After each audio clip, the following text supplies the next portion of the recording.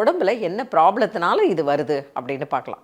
சில பேருக்கு thyroid problem இருந்துச்சுன்னா பீரியட்ஸ் வர்றது இர்ரெகுலராக இருக்கும். சில பேருக்கு வயித்துல நீர் கட்டி அது இருந்ததுனாலும் பிரச்சனைகள் வரலாம்.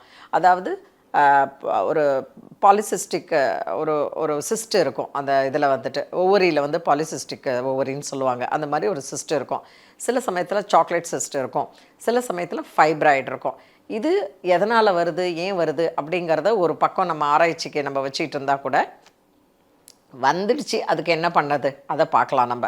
இது அதாவது ஏன் வருது, எதனால் வருது அப்படின்னா நம்ம சாப்பிட்ற சாப்பாடு, நம்மளுடைய எக்ஸசைஸ் இல்லாதது, உடம்புல வந்து நம்ம வந்து மூமெண்ட்டே இல்லாமல் ஒரே இடத்துல உட்காந்து இருக்கிறது. இப்போ பார்த்திங்கன்னா குழந்தைங்க வந்து படிக்கணும்னு நிறைய டைம் வந்து லேப்டாப் முன்னாடி உட்காடுறாங்க, நிறைய கிளாஸஸ் அட்டன் பண்ணுறாங்க.